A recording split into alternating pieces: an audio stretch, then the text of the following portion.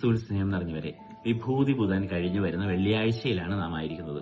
ഈ ദിവസത്തെ വായനയിൽ ഒന്നാമത്തെ വായന വളരെ സുന്ദരമായിട്ടുള്ള ഒരു വായനയാണ്. യെശയ്യാ പ്രവാചകന്റെ പുസ്തകം 58 അധ്യായം 1 മുതൽ 9 വരെയുള്ള വാക്യങ്ങളാണ് അതിൽ പ്രതിപാദിക്കുന്നത്.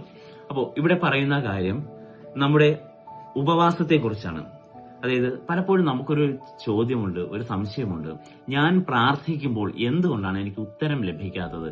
എന്തുകൊണ്ടാണ് എനിക്ക് വഴികൾ തുറന്നു കിട്ടാത്തത്? അപ്പോൾ ചിലപ്പോഴെങ്കിലൊക്കെ നമ്മുടെ ജീവിതത്തിൽ അന്ധകാരത്തിന്റെ വലിയ വലിയ പ്രശ്നങ്ങൾ, ചിലപ്പോൾ പ്രാർത്ഥിക്കുമ്പോൾ എന്താണ് പ്രാർത്ഥിക്കേണ്ടത്, അല്ലെങ്കിൽ പ്രാർത്ഥിക്കാൻ പോലും തോന്നാത്ത ചില ജീവിത സാഹചര്യങ്ങളിലൂടെ നമ്മൾ കടന്നു പോകും.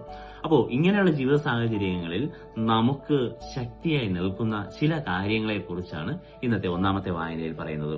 അതായത് ദുഷ്ടതയുടെ കെട്ടുകൾ പൊട്ടിക്കുകയും നുകത്തിന്റെ കയറുകൾ അഴിക്കുകയും മർദ്ദിതരെ സ്വതന്ത്രരാക്കുകയും എല്ലാ നുകങ്ങളും ഒടിക്കുകയും ചെയ്യുന്നതല്ലേ ഞാൻ ആഗ്രഹിക്കുന്ന ഉപവാസം. അതായത് മറ്റുള്ളവർക്ക് നന്മ ചെയ്യുക എന്നുള്ളതാണ്. അതിൽ ഭവനരഹിതനെ വീട്ടിൽ സ്വീകരിക്കുക, നഗ്നനെ ഉടുപ്പിക്കുക, സ്വന്തക്കാരൻ ഒഴിഞ്ഞു മാറാതിരിക്കുക. അപ്പൊ ഇത്തരം കാര്യങ്ങൾ ചെയ്യുമ്പോൾ അവിടെ പറയുന്ന ഒരു അനുഗ്രഹത്തെക്കുറിച്ച് ഇവിടെ പറയുന്നുണ്ട്. ആ അനുഗ്രഹം ഇങ്ങനെയാണ്: നിന്റെ വെളിച്ചം പ്രഭാതം പോലെ പൊട്ടിവിരിയും, നീ വേഗം സുഖം പ്രാപിക്കും. നിന്റെ നീതി നിന്റെ മുൻപിലും കർത്താവിന്റെ മഹത്വം നിന്റെ പിൻപിലും നിന്നെ സംരക്ഷിക്കും.